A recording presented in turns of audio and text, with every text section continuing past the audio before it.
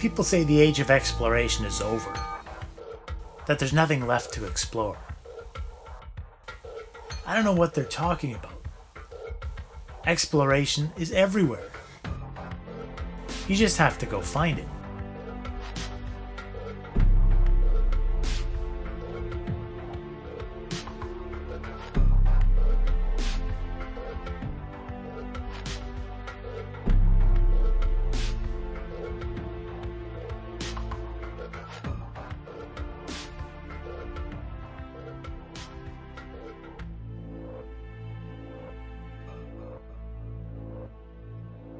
You know, the hike up is picturesque.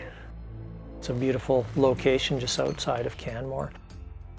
The cave is located quite a bit from the road. There's squirrels, birds, bears, cougars. Best to go as a group and make some noise. You go past a rock quarry initially and then follow a ravine up and end up along this creek bed. It's dry most of the year. Once we get to the canyon, the helmets go on. The last thing you need is a rock to fall on your head before you even get to the cave mouth. The hike up without backpack can be done in 20 minutes, but winter time changes it completely. The hike is not too strenuous, but it's up most of the way. You kind of need to balance the excitement of getting up there with the need to pace yourself and recognizing you've got a long day ahead of you every time you're going into the cave, and especially down to Low Point. You can't just go up to this cave and get into it. You have to fill out permits, you have to get permission, you have to have an objective. No, upside down.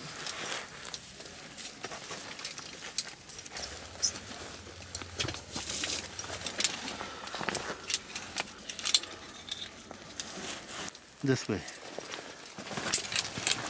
When you come up to the cave entrance, everybody kind of knew about it, and it had this 15-meter pit. It's been visited by people for thousands of years. It's been well known. But that's what everybody thought it was. There's a pack rat's nest on the right-hand side, and what some individual did was they ended up digging away at that pack rat's nest to see where that pack rat kept disappearing to, and popped into Going Cave. That's where the rat's nest name came from.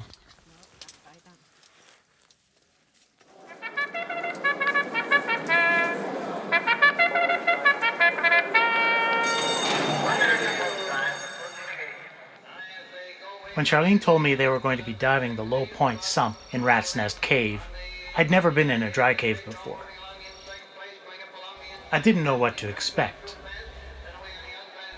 "You should come film us," she said. "It'll be fun," she said.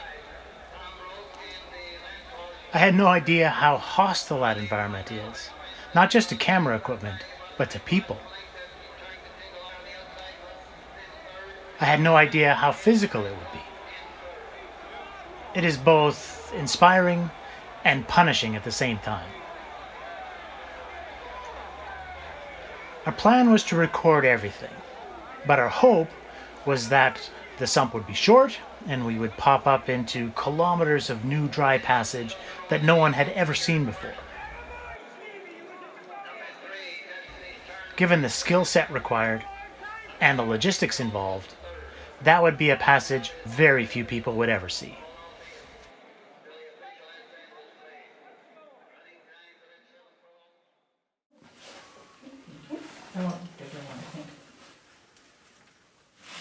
I really enjoyed rigging the anchor. I tried to do it as often as possible because I enjoy practicing how to rig. The anchor first started with a figure eight on a follow through on the gate, which is very secure. It goes up to the roof through a hole, and you put a sling through that with another figure eight or a butterfly on that beaner. And then we have another sling that goes through about only 1 inch of rock that has a small crack through it. Another figure eight on that and clip onto it. The challenging part is that you're trying to do this when it's minus 20 out.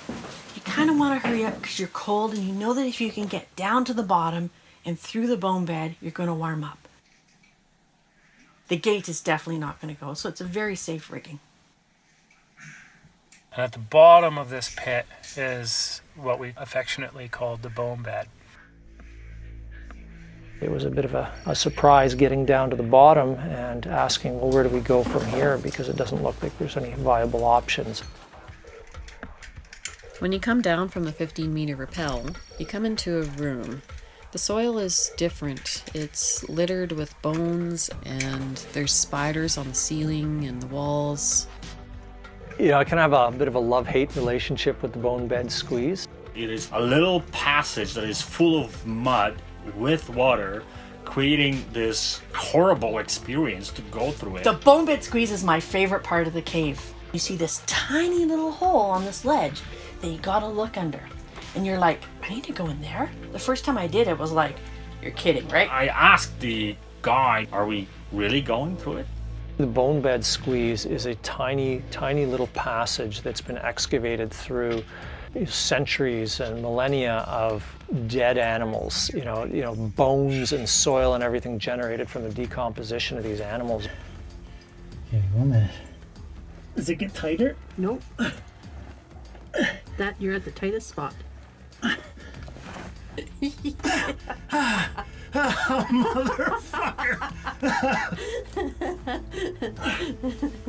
So how was that?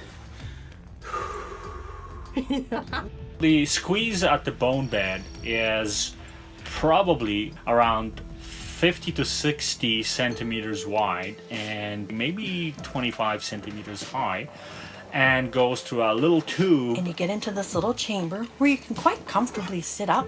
And then you look down this other hole and you're like, that looks even smaller. It's a tiny little squeeze that's, you know, feels like it's only a few inches tall, but it's probably a little bit more than that. It can be a little bit nerve-wracking, but I think every time you do it, it gets a little bit easier and a little bit more comfortable.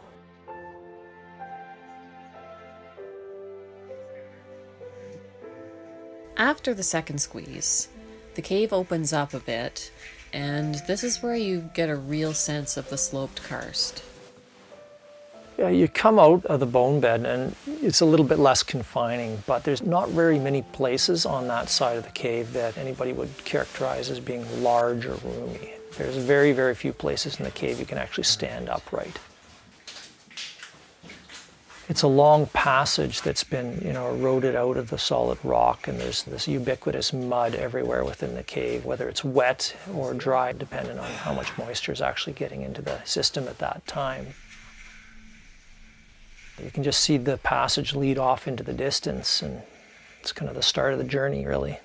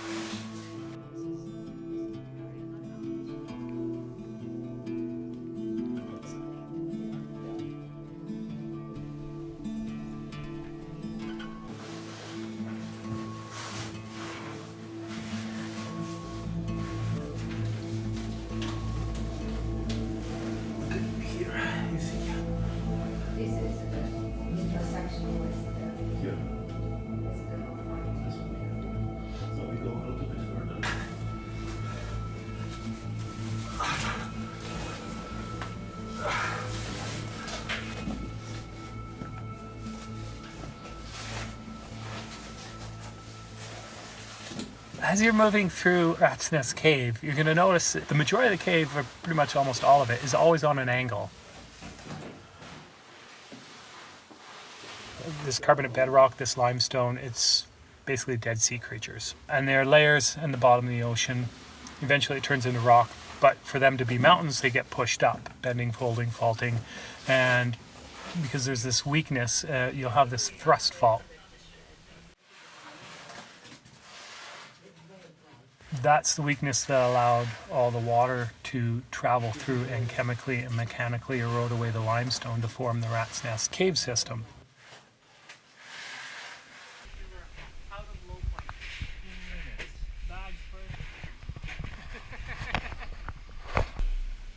Because that thrust fault is at the angle that you see, all the passageways, they've all been influenced by that.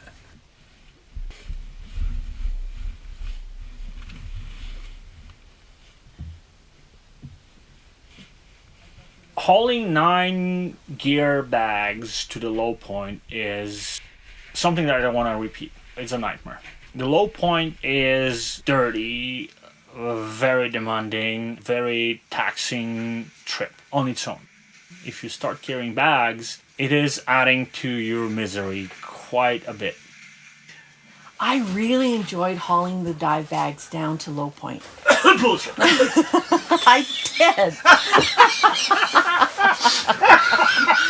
All right, let me reword that.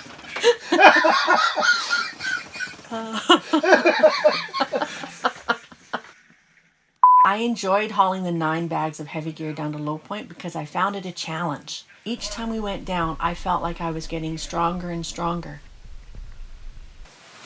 In the cave environment, especially within Rat's Nest, it's never easy moving around. You kind of have to contemplate how you're moving and where you're placing your feet, and where there's handholds and where you can stabilize yourself. And when you add a heavy load onto it, it just makes it all that much harder. Carrying a bag through the cave is definitely challenging. It's exhausting. It makes it 3 to 4 times harder than caving without a bag, but it made me a much stronger caver. The bags aren't just light stuff. In the bags you would have your scuba tanks, your weights, wetsuits, dry suits, or whatever you wanted to go with. You have your regulators, you have your fixing kit.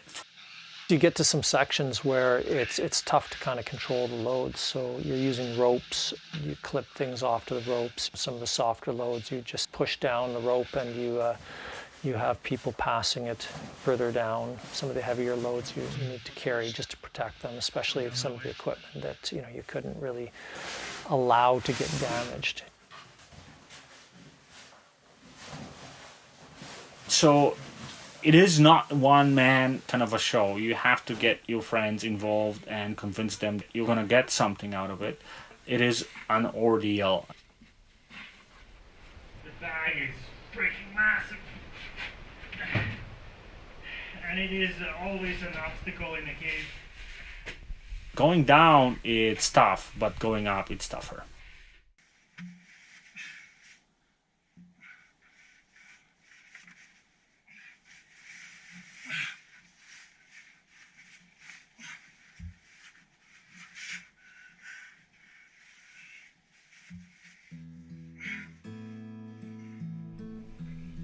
Speleothem is a generic term for any of the crystal growths in the cave. Most common being your calcite crystals that most people are kind of familiar with, the stalactites and stalagmites. Well, Rat's Nest actually has quite a few, and a variety of different speleothems, including different colors. You have your soda straws, which is a form of stalactite hanging from the ceiling, hollow and thin like a straw. Then you have stalactites, obviously, hanging from above. Underneath them, you may have stalagmites growing up. And on the occasion where a stalactite and stalagmite have joined, or a stalactite has connected to the ground, you'll get columns. There's cave pearls in this cave, just as you'd imagine a pearl. These things will form in shallow pools. You have halectites, think curly, crazy hair growing out of the wall, but these are all crystal growths, and they can spiral and twist and go in all sorts of different shapes. We have flowstone. A sheet of water would cascade down the wall and deposit all the calcite down, so you get these really lovely flowing formations. You have draperies, ribbons, curtains, you name it. I can go on and on.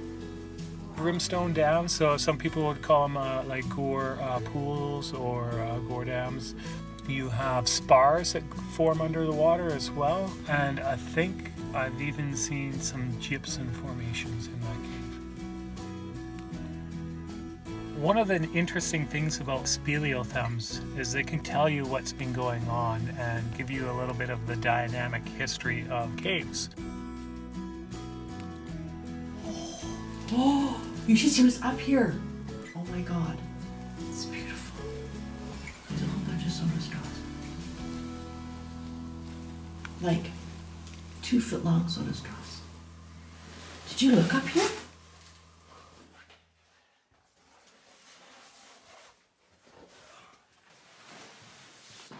Yeah, moving around in the cave is a lot harder than you might think. Going through Rat's Nest Cave for 5 or 10 minutes or 30 minutes is not that hard. 7, 8, 12 hours takes its toll. Any cave is always a physical, demanding place. It feels like you've been doing 7 hours of push-ups. You know, you're continually using muscles you didn't even think you had. You have to duck, you have to crawl, you have to move on your hands, you have to navigate obstacles on your knees or your elbows. So you're always squatting, crawling, moving on your back, pushing, pulling. So the nature of the cave is causing you to move every single muscle of your body. It's incredibly exhausting moving around in that kind of environment, and you can wear out a lot quicker than you think you would. It's easy to burn through several thousand calories while in Rat's Nest Cave, and dehydration is a serious concern. It's very important that we get enough fuel and water.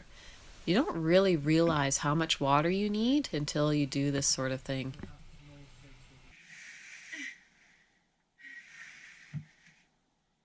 The interesting thing about caving for me, why I like it more than mountaineering, canyoning, climbing, big desert hikes and things like this, is we do everything. You have to continually adapt and you have to continually learn. So when you first get into caving, you might be doing horizontal stuff. And then all of a sudden you're going to come to stuff where you just can't down climb it. So now you have to deal with vertical ropes and you have to learn how to rig, you have to learn how to ascend ropes.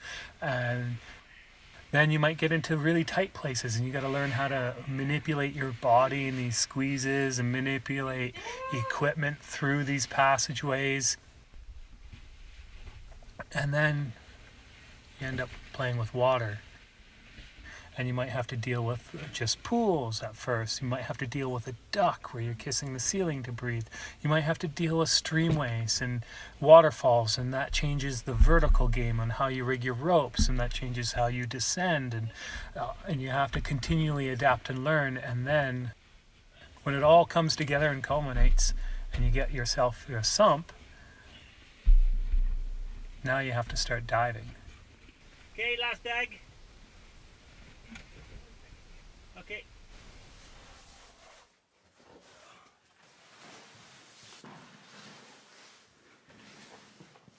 One of the challenges that we faced in doing an expedition like this is that we couldn't do it all at once. It required multiple trips down to the low point, hauling gear and stockpiling it down there.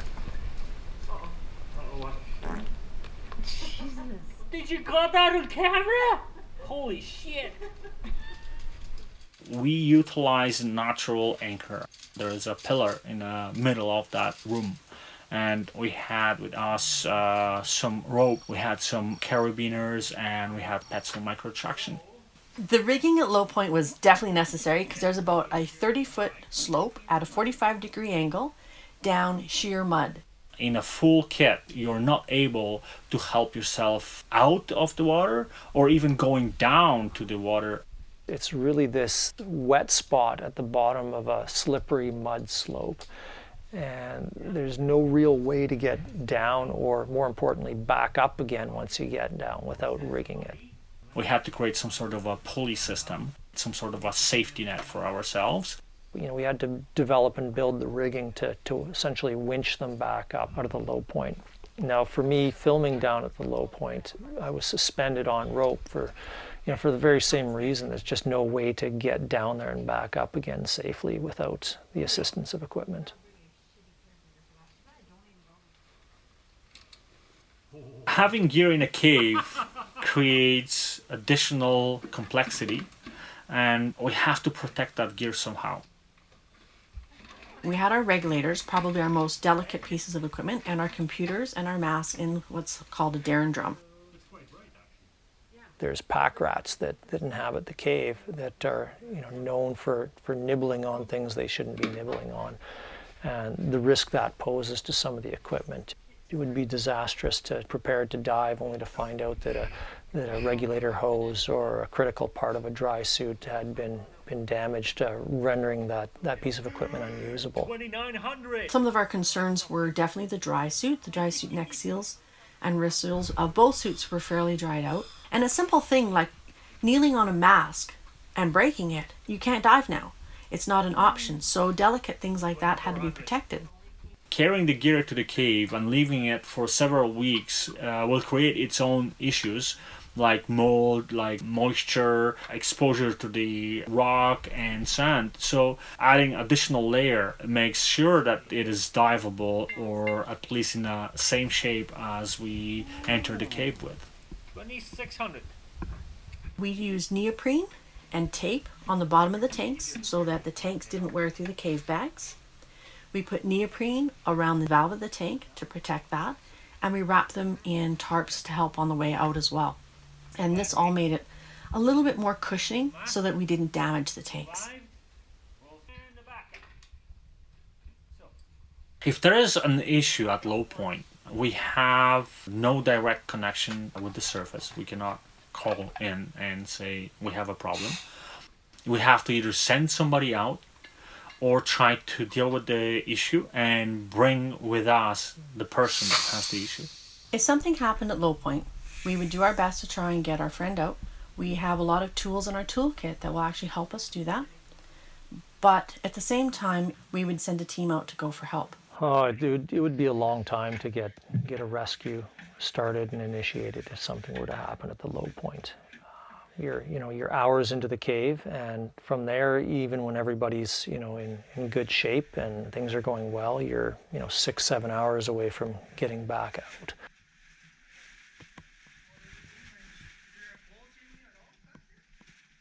Cave dive training is very different than open water training. Open water training teaches you to take care of yourself, gives you the minimalistic skills and the minimum things that go wrong. But with open water training, you can always go up. If everything goes wrong, you can always make it to the surface on one exhalation. With cave diving, that is not an option. You could be 30 minutes, an hour from your first breath of air. So you have to do what if. What if this goes wrong? How are you going to deal with it? What if this goes wrong with your buddy? How are you going to deal with it? So the entire cave diving certifications deal with what if. So we take one like this, you lick it. Your noggin, your headspace, your self-awareness has to be in place before you can think about cave diving. I think recreational diving is kind of sold as as an easy activity, and I think that scuba diving in general there's nothing particularly challenging about it until something goes wrong, and then you need some skills and some experience and training to be able to manage those type of situations.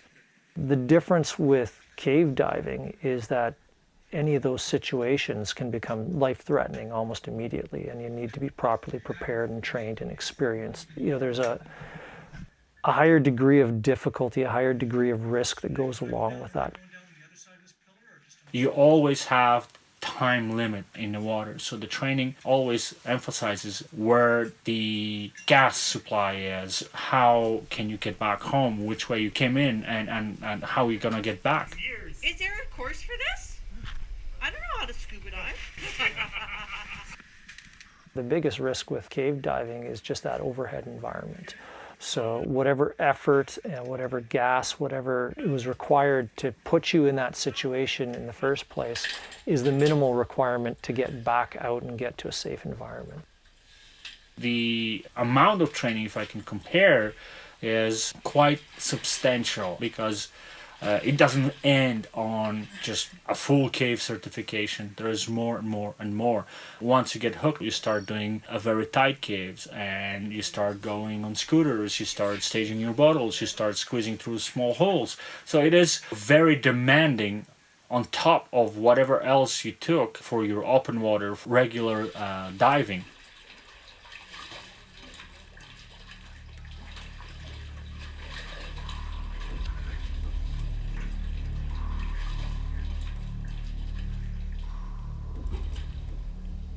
Diver returning.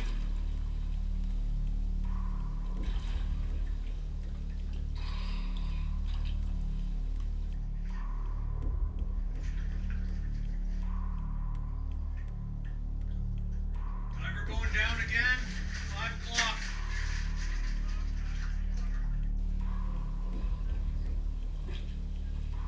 Diver returning.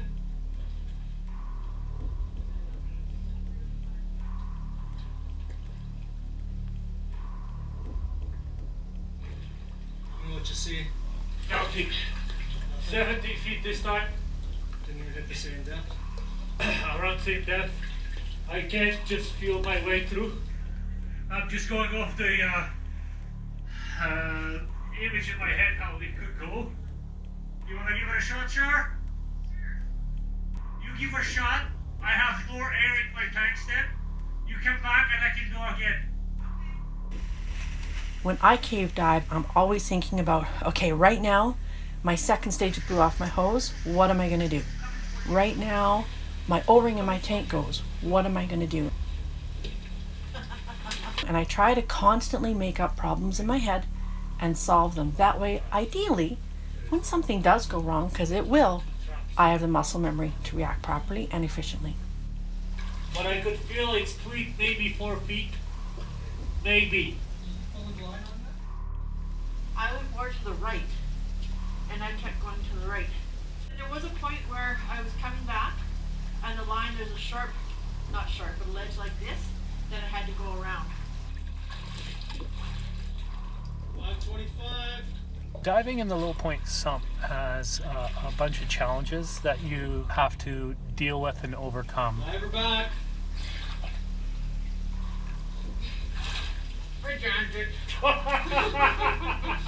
You have to have a little bit of a vertical experience, and you have some restrictions you have to squeeze through. We hit something, a wall or something like that. Yeah, And we have to turn somewhere. yeah, check this way. There's a long way and a lot of crawling to do, and you have to descend down basically 190 meters from the entrance point after you've hiked up to the cave. It's running. Yeah, it's running. Then when you get to where the sump is, there's no flat ground at all. You have about a 50 to 60 degree slope leading you into an unknown pool.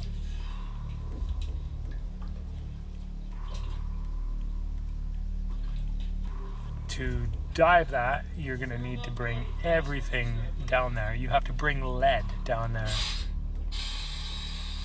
What sick individuals want to bring lead into a cave? It's all your guys' fault. I blame Glenn on this one. Glenn's fault? Yep.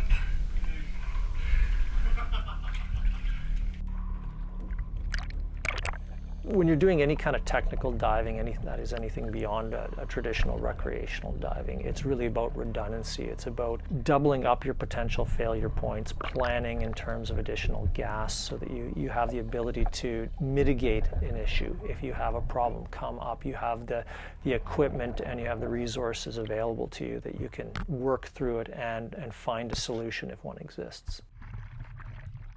Time down. You got? Time control. Okay.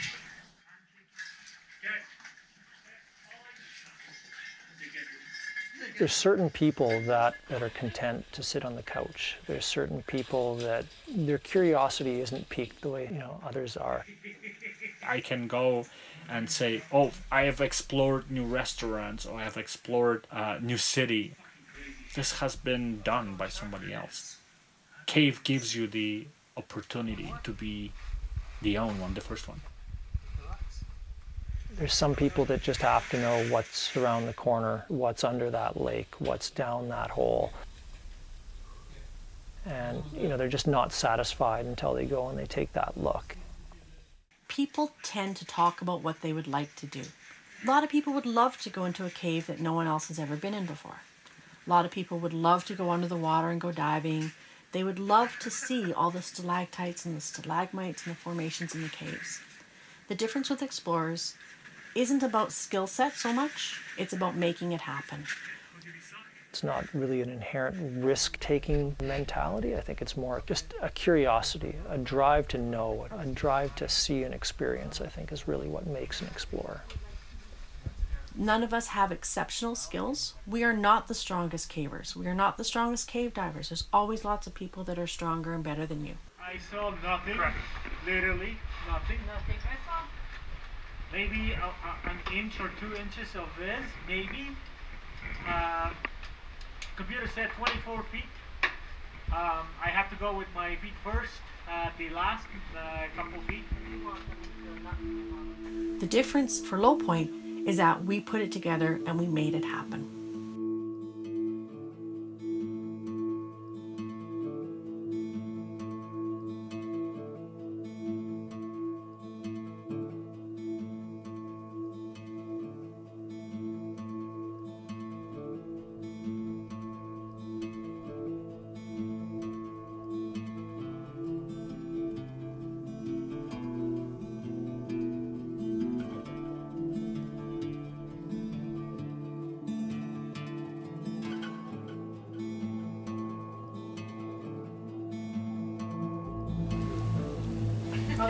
Oh my fucking Christ.